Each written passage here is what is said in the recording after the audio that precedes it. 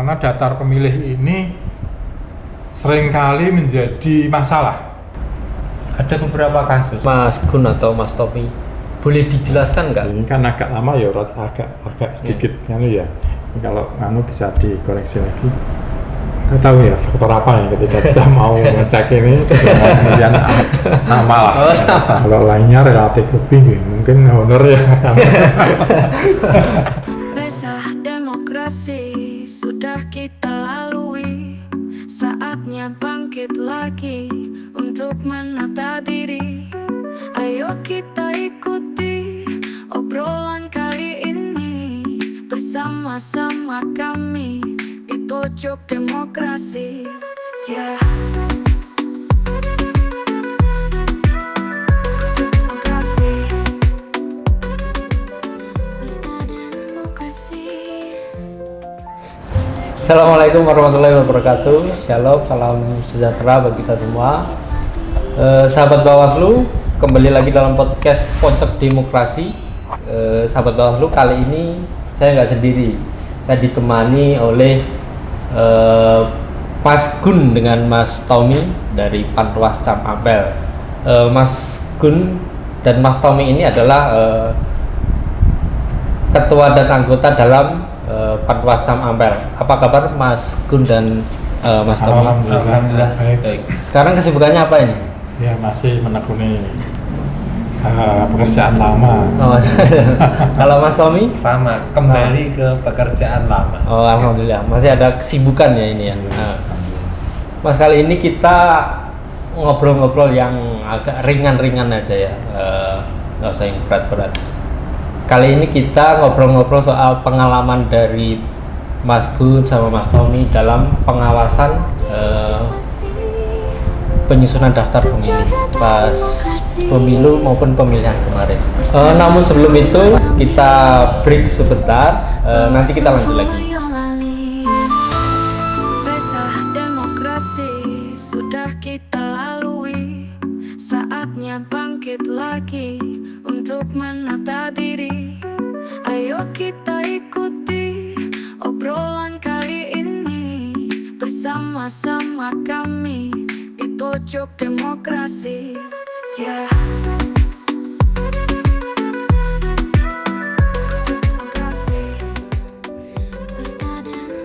Baik, kita lanjut Mas. Kemarin pas pengawasan penyusunan daftar pemilih itu langkah-langkah dan strategi apa yang dari teman-teman dari Panwascam Ampel dalam pengawasannya? Ya, ini kan kemarin itu ada pemilihan atau pemilu dan pemilihan yang berdekatan ya.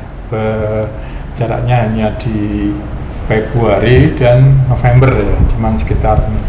Namun itu kan merubah segalanya. Jadi daftar pemilih itu berubah total dari di pemilu ke pemilihan ini kan berkurang ya. Dari awalnya 141 di pemilu, di pilkada ini hanya 65 untuk ke TPS di Kecamatan Ampel. Ini merubah sekali lah. Tapi untuk data pemilih, penyusunan daftar pemilih ini kita benar-benar melakukan pengawasan yang ketat. Karena apa? Karena daftar pemilih ini seringkali menjadi masalah. Jadi awalnya itu masyarakat itu, kalau istilahnya sekarang apa ya, stay cuek ya. Stay cuek gitu ya. Di awal-awal penyusunan daftar pemilih itu cuek gitu, enggak. Tapi nanti mendekati pemilihan itu biasanya ribut. Wah, saya belum masuk DPT, belum masuk ini ya. Itu lah, kejadian itu sering sekali terjadi. Dan bahkan nanti di saat perselisihan itu kan biasanya menjadi bahan ya daftar pemilih ini. Nah, kita hati-hati di situ. Namun alhamdulillah di Ampel itu karena PPK-nya responsif ya ke kita, jadi kita menyamakan persepsi dulu nih antara Panwas dan PPK. Karena kalau daftar pemilih ini harus kerjasama, karena harus validasinya tujuannya sama. Nah, kami sebagai pengawas, mereka sebagai penyusun, jadi kita harus sama, benar-benar punya satu visi bahwa data di Ampel itu harus valid, meskipun 1%, 2% pasti ada yang Ya, itu. luput ya, pasti Ya. pasti masih ada itu. Nah, kita lakukan langkah-langkah yang cukup masif, terutama kita kerjasama dengan pemerintah desa. Jadi di Boyolali itu ada namanya MCD. Apa itu MCD itu data monitoring data penduduk, maksudnya di situ tuh apa ya istilahnya, ada data MCD di Ampel itu, data ini komplit mas, Oke. komplit dari mulai bahkan yang belum punya KTP di MCD itu ada selama desanya aktif dan diupdate ya. Nah, dari MCD itu kita bisa memfilter nih, menapis data ini yang kita jadikan bahan untuk kita sampling, kawal hak pilih, terus kita sampling. Nah, itu kita ambil dari data di MCD ini.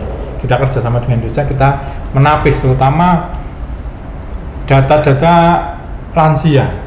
Lansia itu kan seringkali tidak punya KTP. Iya. Lansia tidak punya KTP. Dan ini alasannya kalau didorong untuk membuat KTP, ya alasannya udah nggak perlu buat apa sih KTP gitu. Nah, di awal-awal gitu. Nah, namun sebenarnya KTP ini kan penting nih. Itu banyak kita temukan lansia yang belum ber-KTP. Nah, terus ada juga yang sering luput itu adalah apa itu namanya, pemilih pemula. Pemilih pemula ini juga sering luput dari apa itu namanya pendataan, karena ini biasanya Pantarlihnya tidak melaksanakan SOP dengan benar. Nah, paling banyak itu adalah dia tidak mencocokkan. Nah, SOP-nya harus mencocokkan antara KTP, KK, dan daftar pemilih. Tapi rata-rata karena Pantarlih ini dari lingkungan di sekitar, jadi kadang di awal. Nah, kejadiannya nanti di KK sudah pecah, KK tidak tahu, atau di KK itu ternyata yang ke data 2 ternyata anak yang ketiga itu SMA, di hari H nanti sudah punya hak pilih, ini juga enggak. Nah, itu yang sering luput di situ. Nah, makanya kita benar-benar melakukan masif itu, kita mendorong lewat jajaran ke bawah, lewat PKD turun sampai kita ke RT. Nah, kita tapis data itu, kita jadikan sampling 1-2, kita datangi rutin cek daftar pemilih ini. Nah, dari situ kita mendapatkan data yang alhamdulillah lumayan valid, meskipun kalau data pemilih itu kan data penduduk dan daftar yang menjadi data pemilih ini kan dinamis sekali ya. Betul. Nah, ini banyak kelemahan-kelemahan di desa atau ini yang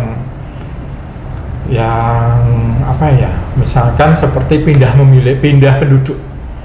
Kalau dulu itu pindah penduduk itu pengurusnya harus lewat desa buat pengantar. Kalau sekarang enggak, penduduk mau pindah itu langsung ke Dukcapil, selesai. Jadi desa ini enggak tahu nih, dia masih ada data penduduknya, ternyata ini sudah KTP-nya luar. Begitupun datang, kalau datang itu masih bisa kita ini, karena otomatis RT-nya kan masih lapor RT nih mau jadi penduduk situ. Nah, itu. Nah, kalau di Ampel itu yang paling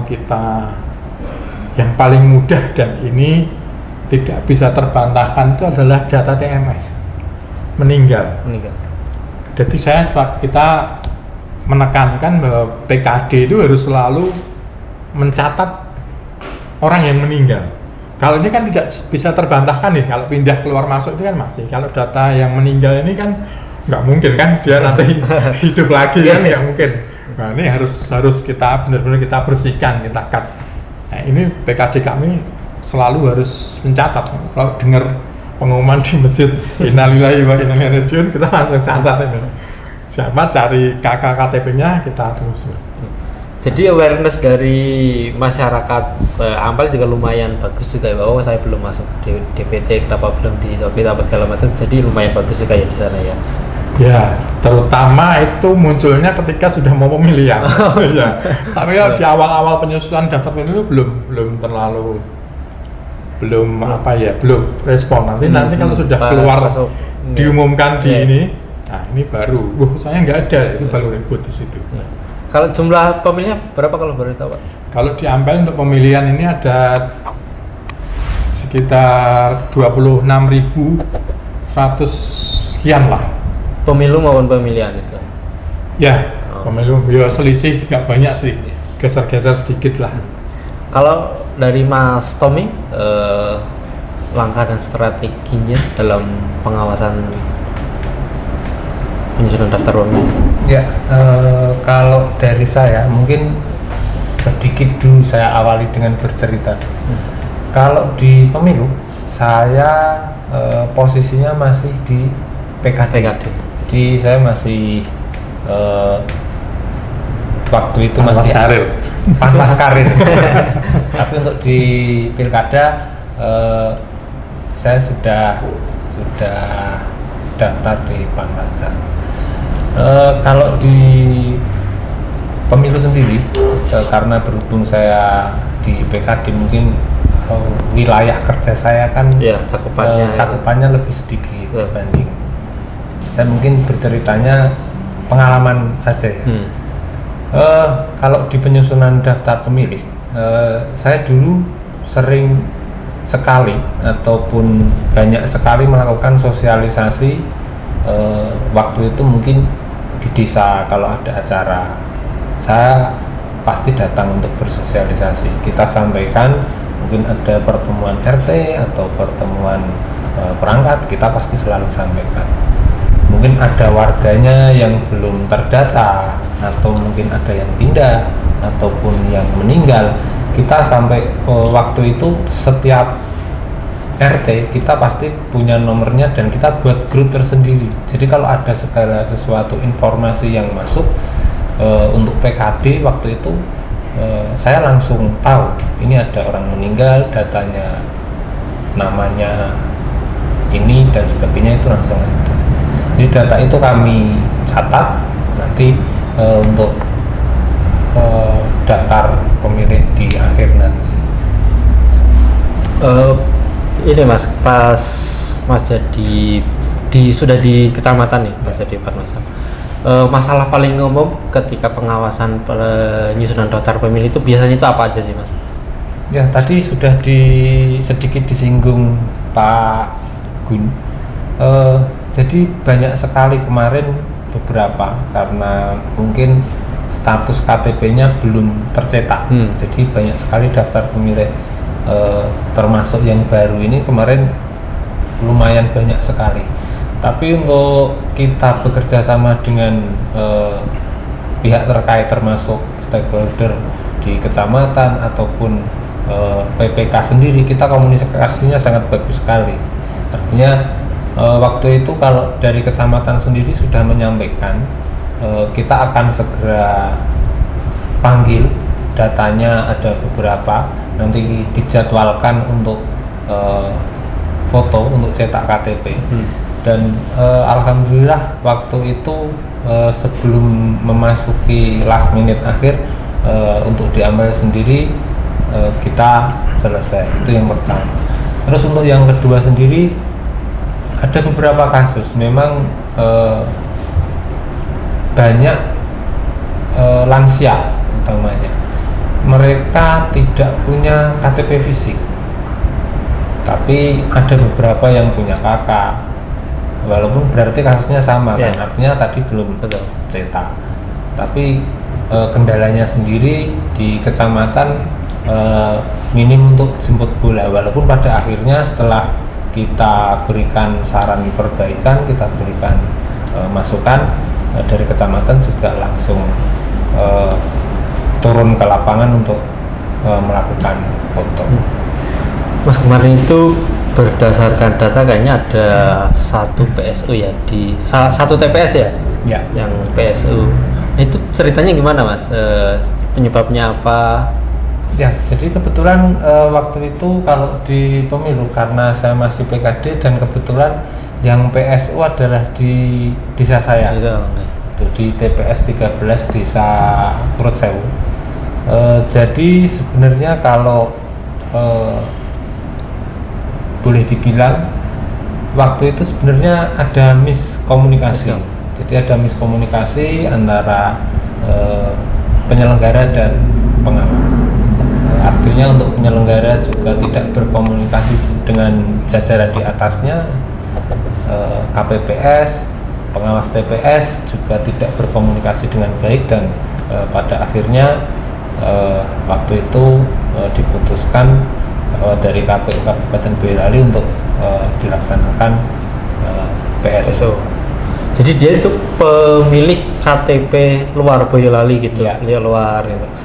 Nah ini mumpung ada sahabat Bawaslu ini Mas, kalau ada kasus seperti itu, misalkan saya orang Boyolali nih, saya di Solo, nah saya belum urus DPT apa DPTB apa segala macam, nah itu langkah yang harus diambil gimana? Mumpung ada sahabat Bawaslu juga ini. Ya. Jadi yang pertama mungkin kalau kami dengan Panwascam dulu sebenarnya ada metode dicek DPT online. Jadi kita bisa langsung cek lewat NIK.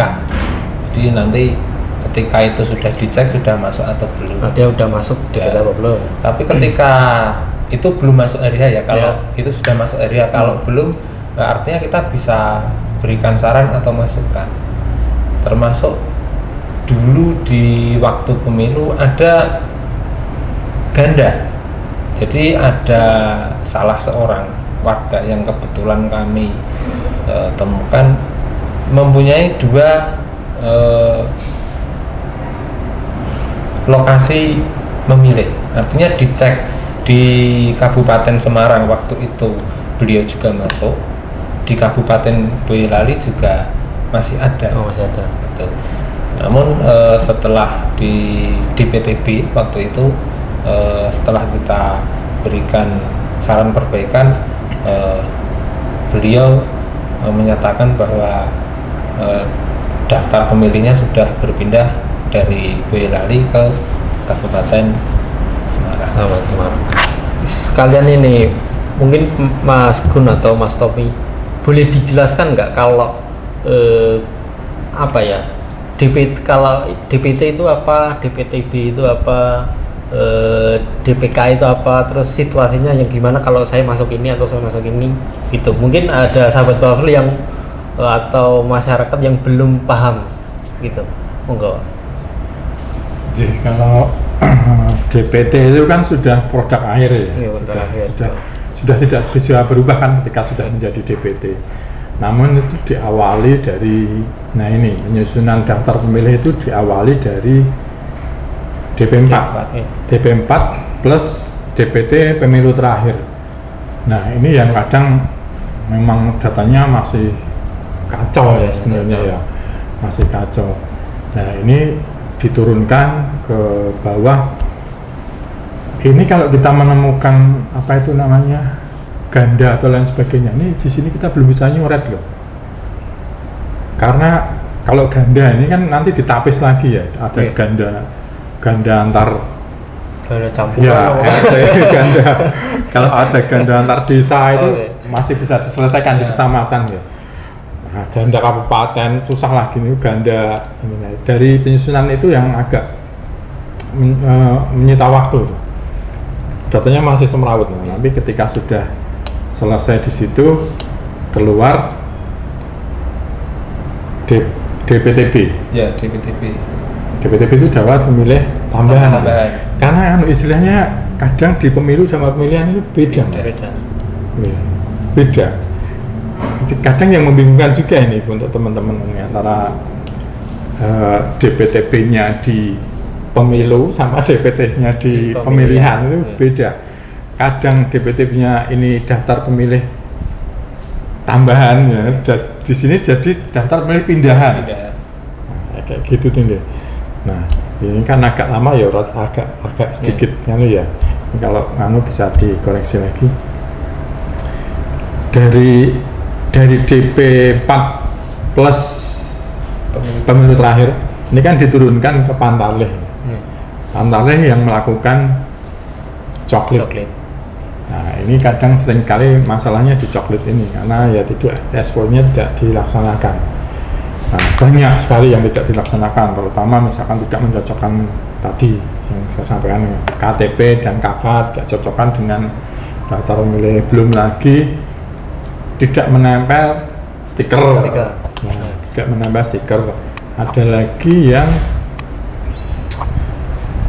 dia hanya dikerjakan dari rumah, karena kan di pemilu ini kan sedikit nih, apa itu per TPS itu sedikit, hanya berapa nih, 250 ya? 250%. Nah ini kan kalau satu wilayah ini kan paling sekitar cuma 2-3 RT nih kan, masih kalau yang orang situ kan hafal nih, masih ACB ya. Ini kelemahan juga, kita menemukan itu beberapa ya, menemukan beberapa tidak pasang stiker, kita saper langsung di stiker. Ada lagi yang tidak dicocokkan, kita ada di hasil pengawasan lapangan, tentu kan kita sampaikan Pak, diulangi lagi. Coklatnya ada, kita menemukan itu juga. Nah, memang harus cermat kita turun ke bawah. Nah, setelah jadi ini, dia disampaikan ke PPK menjadi DPS ya. DPS. Ya, daftar pemilih sementara. Nah, sebenarnya kalau sampai masih DPS dan ini kita masih bisa masukan dan sebagainya, ini masih terus kita lakukan terus. Karena dinamis sekali kan dari penduduk ini. Perpindahan penduduk itu kan ini banget. Nah, ini kita melakukan kawal hak pilih. Kita mempunyai strategi ini sampling. Jadi tiap hari itu Pantarlih itu keliling di mana dia selesai, kita turun. Tapi komunikasi dengan Pak Pantarlih nggak ada hambatan atau nggak ada? Ya mungkin tetap ada, dua tetap ada hambatan lah. Kalau ketika ada hambatan kan dari bawah jajaran langsung kita tegur PPK-nya, melakukan ini. Nah, kita banyak masukan di situ. Nah, sudah sampai DPS, ini masih bisa dirubah juga karena ada rapat pleno, gitu. Ada rapat pleno di situ. Kadang kita memberikan masukan di situ. Tapi jarang sekali kita di ini, karena kan kita memberikan masukan di awal-awal ini sudah langsung direspon, diperbaiki di DPS. Nah, di DPS ini biasanya ditempel juga, disampaikan ke Pak RT, Pak RW untuk dicek lagi. Nah, sayangnya ini karena data dilindungi kita nggak bisa ngecek nih Mas, nggak bisa ngecek nih. Kita kan nggak punya data pemilihnya ini, nggak bisa ngecek ini sudah masuk atau belum gitulah. Susahnya di situ. Karena kan ada perlindungan data yang dikecualikan. Nah, ini kita sebenarnya sangat menyulitkan, tapi kita tetap harus berpikir bagaimana caranya bisa menemukan itu, yaitu dengan sampling dan uji petik istilahnya ya. Kemarin itu ada uji petik yang kita uji petik lah. Kita juga selama membuka ada Pantarlih, ada penyusunan daftar pemilih ini, Panwas itu membuka posko pengaduan. Jadi kalau ada yang belum masuk bisa sampaikan ke kita, bisa juga langsung ke PPK atau PPS tempat. Nah, nanti ya hasil temuan kita juga kita sampaikannya. Dari DPS nanti ada DPS HP. Apa itu DPS HP? Daftar pemilih sementara hasil perbaikan. Ini dari DPS ini susun menjadi DPS HP. Nah, kalau di pemilu kemarin nggak panjang. Kalau kita mundur ke belakang di pemilu di 2018-19 ada sampai DPT HP 1, 2, DPT. Nah, sekarang kemarin alhamdulillah sepertinya sudah lebih baik KPU untuk menangani data. Sampai di DPS HP, terus selesai DPS HP, ada terus langsung ke DPT. Oh, langsung ditetapkan. Ya, di DPT. Jadi penyusunan daftar pemilih di pemilihan ini. Tadi kan sudah ada DPS nih, sudah jadi DPS. Ini kan masih fleksibel, bisa dirubah. Terus nanti sekian waktu jadi DPS HP. Nah, masukan-masukan di DPS ini jadi DPS HP. Atau sementara hasil perbaikan. Nah, ini masih ada pleno, masih bisa merubah ini. Karena belum keluar DPT lah. Setelah itu baru keluar DPT. Yang final. Oke. Nah, ketika sudah keluar DPT ini kan sudah tidak bisa dirubah ini. Yang belum masuk di DPT ya, di pemilihan ini dimasukkan ke DPK, daftar pemilih khusus. Jadi ini untuk WNI yang sudah punya KTP atau suket nih, tapi kan sekarang suket udah nggak keluar nih, saya punya KTP situ, tapi belum masuk di DPT. Nah ini bisa nyoblos di atas jam 12.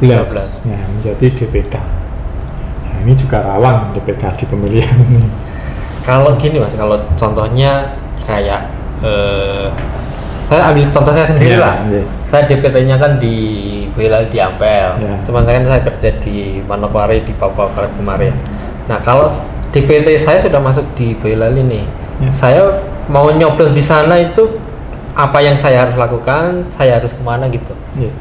Kalau di pemilihan itu, di pemilihan ini kan tidak bisa nyoblos. Kalau pemilu? Kalau pemilu bisa nyoblos, karena kan ada surat pindah memilih. Bisa waktu itu bisa online sebenarnya, bisa online, bisa lapor ke PPS atau PPK setempat. Nanti itu dibuatkan surat pindah memilih.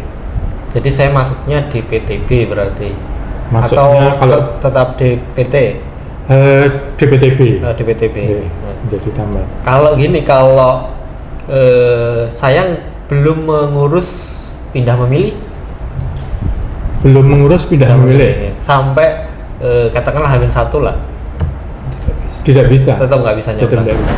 Ya, ini Pak, di masyarakat Ampel, keterlibatan dari masyarakat Ampel dalam membantu kerja-kerja pengawasan Panwascam dalam mengawasi validasi daftar pemilih. Nah, itu sangat membantu atau tidak, sudah efektif atau belum, atau masih perlu diperkuat keterlibatan masyarakat lokal? Tentang keterlibatan masyarakat lokal ini memang harus didorong terus ya. Karena kan masyarakat kita itu sekarang istilahnya statue, cuek. Jadi masih jauh, itu cuek-cuek aja. Nanti begitu sudah mau pemilihan, udah diumumkan DPS bahkan DPT baru ribut. Termasuk juga teman-teman di tim sukses maupun di partai politik. Ini kan juga di awal-awal tuh statue ya, cuek, enggak daftar pemilih. Tapi nanti begitu sudah mau pemilihan ribut juga. Jadi kan memang masih harus didorong ya, antara masyarakat dan tim sukses maupun partai politik. Nah, ini yang tidak dilakukan selama ini. Kalau masyarakat itu nggak tahu ya faktor apa ya ketika kita mau ngecek ini, sudah mau pemilihan anget-anget ini sudah. Tapi bahkan kadang saat dilakukan pantarlih ke rumah-rumah ini pun juga tidak terlalu tidak terlalu respon ya, tidak benar-benar membantu ya pengawasan. Justru malah kita seringnya lewat Pokmas yang banyak terbantu dengan Pokmas, misalkan dengan di Ampel itu kemarin itu kita melakukan pendekatan dengan disabilitas. Jadi disabilitas atau paguyubannya. Jadi kita ke paguyuban disabilitas itu malah teman-teman disabilitas itu juga belum mendapatkan hak yang sama di pemilihan maupun pemilu ini. Ya, jadi mereka kadang juga banyak melaporkan ya, kemarin itu beberapa melaporkan kita banyak yang belum punya KTP, belum punya KK. Nah, termasuk ke nanti yang banyak laporan juga yang tunanetra. Kan tidak semua ada, kalau di pemilu itu ada template braille ya. Tapi di pemilihan ini kan nggak ada. Jadi teman memanfaatkan pendampingan apa yang kadang malah diselewengkan kan pendampingan. Nah, di situ memang masih banyak perlu terus didukung terus karena keterlibatannya belum maksimal. Kalau menurut Mas Gun sama Mas Tommy dalam meningkatkan kesadaran masyarakat itu gimana? Dalam meningkatkan kesadaran masyarakat, meningkatkan awareness-nya lah. harusnya itu mungkin kalau dari saya ya lihat kemarin itu memang harus lebih banyak sosialisasi, karena teman-teman sebelah itu kadang sosialisasinya itu kurang, sangat kurang ketika masuk masa pantarling. Memang ada gerakan ini dan juga yang menjadi menjadi kelemahannya adalah teman-teman Panwas dan teman-teman di bawah jajarannya KPI itu kan berbeda gitu. Kalau kita ngawasi nih, ngawasi dari hal yang kecil, dari penyusunan daftar pemilih sampai dan sebagainya. Tapi kalau teman-teman yang lain ini kan dia hanya mengolah data kan cenderungnya. Jadi kadang-kadang teman-teman yang belum terdata ini juga bingung dia ketika aku belum ini mau lapor kemana gitu. Karena kantornya juga jarang buka kan gitu ya. Di tingkat kecamatannya jarang ya bukanya kalau ada pas ada pekerjaan, pas ada pleno rapat dan lain sebagainya. Nah, di desa sendiri PPS juga tidak mesti, kalau PPS-nya kebetulan staf atau perangkat desa di desa itu bisa dengan cepat gitu. Kalau enggak juga belum tentu bisa ini. Belum lagi ada perbedaan asumsi maupun cara pemahaman dari atas sampai bawah. Yeah, itu betul. kan salah satu faktornya sih. Yeah. Kalau Mas Tommy, menurut Mas Tommy gimana meningkatkan sadarnya? Ya hampir sama dengan apa yang disampaikan Pak. Kalau dari saya mungkin saya waktu jadi PKD banyak menerapkan metode lebih turun ke lapangan. Artinya setiap ada pertemuan di RT ataupun di kelompok PKK, saya pasti datang untuk berikan sosialisasi. Tapi kendalanya sekali lagi keterbatasan waktu, karena rata-rata untuk pertemuan di kampung-kampung itu kan biasanya hari libur dan itu biasanya bersamaan, jadi tidak bisa kita maksimal. Ya paling mentok minggu ini ke sini, minggu besok ke sini. Jadi kita cari sekiranya yang rentan ataupun banyak resikonya, kita pasti datang. Kalau untuk masukan sebenarnya untuk kedepannya kita sebenarnya bisa ngundang kok. Misalnya untuk RT itu bisa diundang, diadakan kita kasih sosialisasi. Jadi karena warga masyarakat itu kalau di Boyolali sendiri khususnya RT itu pengaruhnya besar sekali. Artinya ketika mungkin dari Pak RT-nya sudah kita berikan sosialisasi, beliau bisa menyampaikan ke masyarakatnya. Itu sebenarnya bisa sangat maksimal nantinya. Untuk kedepannya mungkin pendapat saya seperti Mas Gun sama Mas Tommy, ini di luar tema ngobrol kita ya, di luar pengawasan penyusunan daftar pemilih. Suka duka ketika menjadi pengawas pemilu di tingkat kecamatan itu apa kemarin? Suka dukanya? Monggo Mas Gun dulu. Rame nih suka dukanya. Adrenalinnya kuat nih. Jadi tergantung, jadi gini Mas, tergantung kita juga sih. Suka dukanya Banyak sukanya apa dia dukanya? banyak. Sama lah, sama gitu. Banyak sukanya banyak, dukanya juga banyak gitu. Sukanya itu ini, dukanya dulu sukanya. Terserah Udah, gini ya, dukanya itu teman-teman yang menjadi apa itu namanya Panwas, jajarannya sampai ke bawah. Itu memang harus punya integritas yang kuat. Pertama itu harus berani. Karena seringkali, karena saya pernah ngalami dulu, pernah jadi PPK gitu. Pernah jadi ketua PPK diambil juga. Nah ini sangat berbeda dengan ketika menjadi Panwas. Karena kalau di PPK itu stakeholder itu seperti welcome, kita dimudahkan. Tapi kalau Panwas datang itu seolah-olah ini, wah ini membuat gaduh ya, gaduh ini, cari masalah gitu. Nah rata-rata anggapan mereka bahwa Panwas itu mencari masalah, mencari perkara gitu. Padahal sebenarnya kan kita nggak seperti itu. Nggak seperti itu ya. Apalagi di era Panwas sekarang ini kan pencegahnya harus jalan dulu kan, sebelum penindakan. Nah, berbeda dengan yang dulu harus.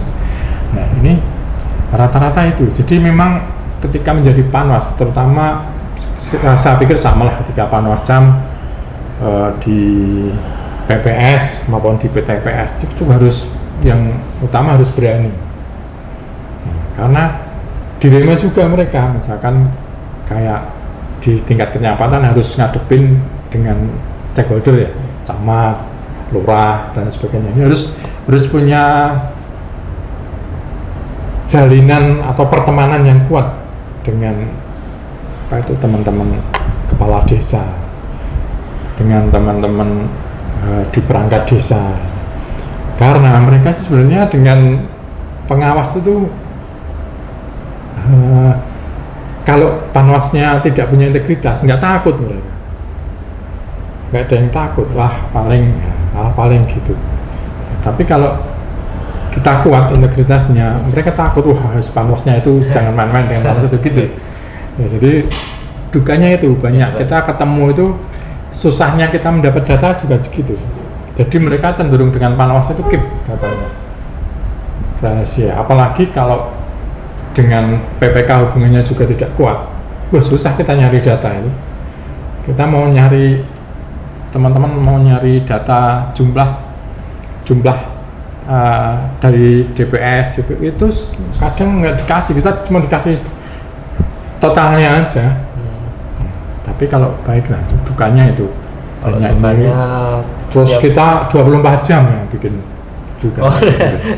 Kita kan pengawasan kan 24 jam. Karena banyak juga yang dilakukan di malam hari. Gitu. Hujan, gelap, malam-malam ada pertemuan di sana ini. Kalau kita linknya nggak kuat, kita nggak dapat info. Tapi kalau linknya kuat, mereka dapat info. Jadi kadang mereka memberitahu kita malahan. Dari teman-teman parpol itu justru malah ngantuk kita, Mas ini mau ada kunjungan, ini nih yang boleh mana, yang tidak mana. Nah, ini. Tapi kalau kita nggak kuat, malah dilimpek Mas istilahnya. Jadi tidak tahu, tadi malam ada pertemuan di sana. Ini kan jadi lucu ini Panwasnya nggak tahu. Ini juga nanti kalau ada apa-apa misalkan banyak protes juga dari teman-teman parpol, misalkan di sini ada pertemuan, pas kita dengar diawasi, besoknya di sini ada pertemuan kita nggak dengar. Nah ini kalau nggak punya koneksi yang kuat ya ini dikomplain, nah kalau yang sana diawasi, kalau sini enggak, misalnya itu jadi problem juga. Banyak dukanya itu harus dimusuhi banyak orang. Banyak orang dimusuhi. Sukanya yaitu jadi gini, kita jadi mengenal wilayah. Seperti ternyata di Ampel itu ada 10 desa, ada sekian RT, sekian RW, wilayahnya seperti apa, ini jadi kenal, dan kita rata-rata jadi punya kenalan. Jadi setiap desa itu punya banyak kenalan, pasti ada kenalan. Nah, itu silaturahmi semakin banyak ya. Silaturahmi semakin banyak. Semakin banyak. Ada melata nyadran jadi banyak. Nah itu sukanya. Mungkin berbeda ya Mas Tommy. Mas Tommy pernah mengalami desa itu lebih. Kalau saya mau mulai dari ini dulu, mungkin saya berkesannya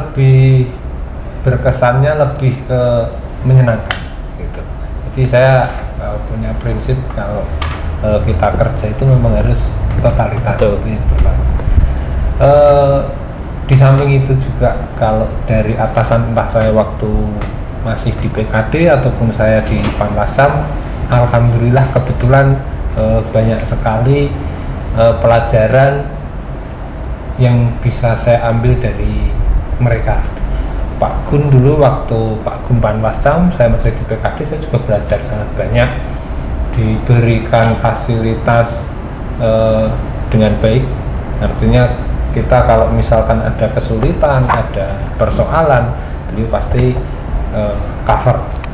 Sama halnya ketika saya di Panwascam, saya banyak komunikasi dengan, kebetulan kalau di Panwascam di Pilkada ini saya di divisi penanganan pelanggaran. Jadi saya banyak komunikasi dengan beli-beli yang di atas, termasuk Mas Anang ataupun Pak Pordiv. Alhamdulillah sangat bagus, responsif juga. Kalau ada kendala ataupun masalah, beliau pasti langsung respon cepat. Itu yang pertama. Jadi nambah ilmu wawasan gitu ya Mas? Ya, itu kalau buat saya sesuatu yang menyenangkan gitu. Terus beberapa tempat di desa seperti yang disampaikan Pak Gun, bahwa kita harus banyak kenal, banyak komunikasi dengan perangkat ataupun stakeholder di tingkat-tingkat desa. Alhamdulillah di Ampel sendiri entah lurah, entah perangkat bagus komunikasinya. Artinya kalau ada segala sesuatu yang terkait dengan pemilihan, beliau pasti komunikasinya bagus. Kita ketemu nanti malam ataupun ini ada kegiatan seperti ini, kira-kira gimana, nanti bisa hadir atau tidak. Mereka justru banyak memberikan informasi. Kalau kegiatan apapun pasti komunikasi dulu. Bahkan beberapa kepala desa sering datang ke kantor kami. Waktu itu ada beberapa untuk berkonsultasi langsung. Nanti kalau ada paslon A mau datang, saya sebagai perangkat desa, saya harus bagaimana. Mereka berkomunikasi bagus. Sampai hari ini pun ketika saya bertemu dengan beliau ataupun mereka, itu pasti kondisinya masih sama, artinya baik-baik saja. Itu kesan baik yang pertama. Terus untuk mungkin keluh kesahnya tadi yang disampaikan Pak Gun, kita ini 24 jam. Jadi karena kita bertiga, kebetulan juga wilayah kita itu 10 desa ya lumayan lah. Kalau boleh diceritakan mungkin dari perbatasan ini jalan Telatar, Ngargosari itu ke utara. Kalau sampai utara itu perbatasan Serwen Salatiga, itu kan ya lumayan luas. Kita bertiga harus membagi wilayah masing-masing, ada yang 3 desa, ada yang 4 desa. Jadi kalau malam ada pertemuan itu saya sendirian, mungkin ke Gundang Slamet ataupun ke Ngampon, Pak Gun nanti ke Tanduk, ke Banyuanyar, untuk Mas Abdul mungkin ke Ngargosari. Jadi memang kita justru nggak pernah bareng-bareng kalau pengawasan. Kita masing-masing punya saling bagi. Ya, saling bagi karena wilayah ya, karena wilayah kita saling bagi. Jadi memanfaatkan jumlah PKD kita yang 10 juga biasanya kita bagi untuk pengawasan. Kebetulan PKD sendiri di masa saya di waktu di Panwascam, PKD itu responsif. Kalau ada segala sesuatu pasti mereka langsung respon. Ini ada pertemuan di sini, tolong datang untuk dokumentasi dan pengawasan, pasti langsung datang. Ya mungkin kalau saya dari saya itu. Jadi capek luar biasa ya Mas ya. 24 jam belum lagi diomelin istri. Capeknya luar biasa, tapi juga menyenangkannya luar biasa. Terakhir ini Mas, jadi kan situasi politik atau demokrasi kita itu kan mengalami perubahan atau perkembangan terus. Kalau boleh dari Mas Gun atau Mas Tommy ada saran dan masukan nggak terkait situasi politik untuk yang kedepannya? Misalkan ada aturan lagi, seharusnya aturan yang pengawasannya, pengawasan. Harusnya itu gini ditambahin gini, ada nggak saran atau masukan? Ada Mas. Kalau untuk Bawaslu ya, Bawaslu terutama pengawasan ini yang sebenarnya harus dirubah atau mungkin ada regulasi yang mengaturnya. Ini adalah jumlah PKD. Jumlah PKD ini kan sekarang yang ada sekarang satu desa satu PKD. Ini sangat tidak tidak relevan nih. Karena yang saya ambil contoh di Ampel aja. Di Ampel itu di pemilihan itu kan kita ada 10 desa nih. Ada desa yang TPS-nya 12. Itu satu PKD. Itu DPT-nya sekitar 5.000-an lebih. 6.000 ya, candi itu ya. Ada desa yang hanya 3 TPS. PKD-nya juga satu. Nah, ini jumlah DPT-nya cuma sekitar 1.200. Nah, ini enggak balance ya. Dengan ini beban kerjanya berbeda, sangat jauh berbeda lah. Ini mungkin juga banyak terjadi di mana-mana nih. Nah, ini mungkin perlu dipertimbangkan. Saya nggak tahu kalau di wilayah yang lebih kota, kelurahan gitu, TPS-nya kan tinggi-tinggi nih. Nah, ini yang mungkin usulan kami harus bisa dirubah atau ditinjau lagi gitu. Jadi mungkin dengan perbandingan penduduk. Kalau misalkan di penduduknya seperti Pantarlela, jadi kan seimbang ya, kita di penduduk ini sekitar DP-nya 5.000 sama dengan DPT yang 1.200 ini kan beda, mungkin yang 6.000 5.000 dikasih 2, jadi ada perbandingan di PKD-nya. Nah, ini beban kerjanya tidak terlalu ini, karena kalau desa ini kan dengan sekian luasnya ini susah Mas pengawasannya, apalagi uji petik ini nggak selesai gitu. Berarti proporsi jumlah PKD-nya harus proporsinya dirubah. Gajinya podo. Gajinya podo. Nah, itu kayak gitu. Ada yang cuma 3 TPS kayaknya, dan itu kan cuma 4 TPS itu. Dengan candi 12 TPS ini sama. Apalagi kalau di pemilu. Di pemilu sekitar jauh sekali bedanya. Ini kasihan juga. Ada yang 28, ada yang 5. 28 TPS, ada yang 5. Ini sama, PKD-nya 1. Nah, kalau kita backup kan belum tentu bisa. Nah, itu mungkin kalau PTPS sih kan usahanya 1 TPS 1 masih bisa ini. PKD itu yang memang perlu ditinjau ulang lagi. Nah, mungkin kalau di kita itu Mas. Terus ada lagi mungkin kalau lainnya relatif lebih mungkin honor ya. Honornya juga perlu ini. Karena kan seringkali gini, kita Pamnas Kecamatan dengan PPK itu selisih loh.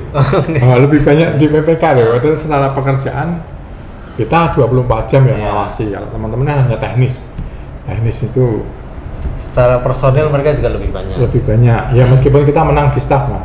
Kita ada staffnya, ada staff. Tapi di PPK di pemilu juga ada staffnya ada staffnya 2. Itu mungkin dari saya yang utama itu untuk memaksimalkan pengawasannya. Kalau Mas Tommy, saran masukan sedikit saja kalau dari saya menambahkan, karena saya terhitung baru, saya beberapa kali mungkin ini untuk mohon maaf teman-teman dari Bawaslu, beberapa kali kita untuk pelatihan ataupun ada pertemuan atau itu sering waktunya berdekatan. Misal penyusunan DPT sudah berjalan, tapi kita baru dibelikan platnya. Artinya Kalau saya yang baru, kalau Pak Gun kan mungkin sudah senior ya, beliau sudah pengalamannya ada. Mungkin banyak yang paham. Bagi saya yang masih junior itu agak telat. Jadi nanti nggak terkejar. Banyak yang kita juga harus ngawasi, kita mesti patroli pengawasan, kita juga ada sosialisasi terjun ke lapangan. Kadang waktunya habis kalau kita tidak dibekali dengan cukup baik, dipersiapkan dari awal, nanti sama kendalanya pasti nanti bikin pusing gitu. Kalau mungkin itu dari saya. Berarti BIMTEK-nya dulu baru ke Ya. Kalau pernah ngalamin nggak ke lapangan dulu baru nanti seminggu kemudian BIMTEK itu pernah ngalamin?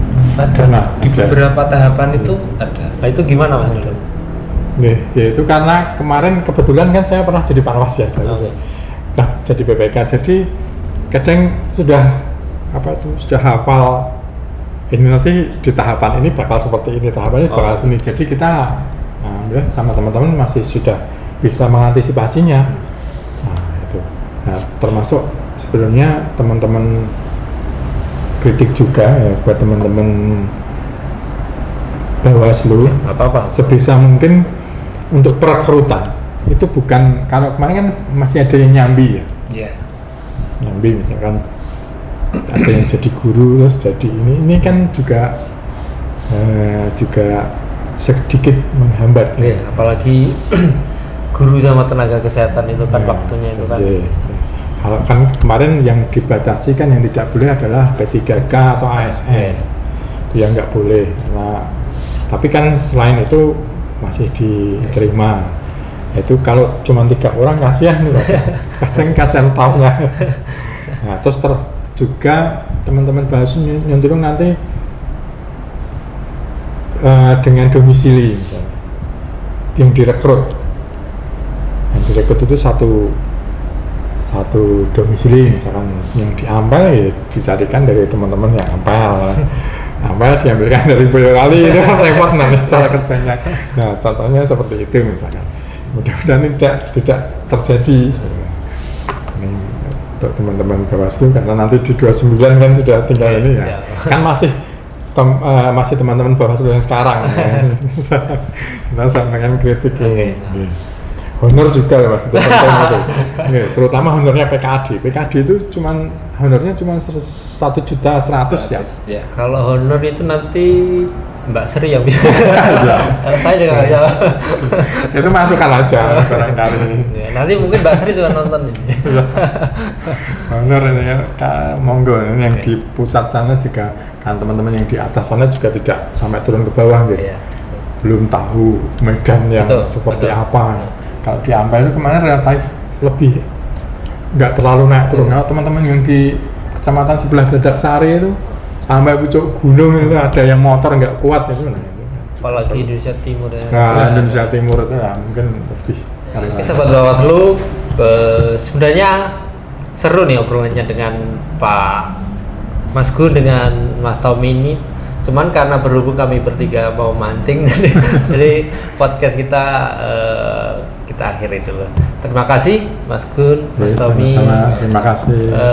Kapan-kapan kita ngobrol-ngobrol lagi di luar, ngopi-ngopi lagi. Demikian sahabat Bawaslu podcast kita hari ini. Jangan lupa subscribe dan like YouTube channel dari Bawaslu Boyolali. Jangan lupa follow juga Instagram Bawaslu Boyolali di @bawaslu_boyolali yang sudah di-verified ya, udah centang biru. Demikian podcast kita hari ini. Wassalamualaikum warahmatullahi wabarakatuh. Shalom, salam sejahtera buat kita semua. Salam awas. Waalaikumsalam. Terima kasih. Demokrasi bersama-sama kami, Bawaslu Boyolali.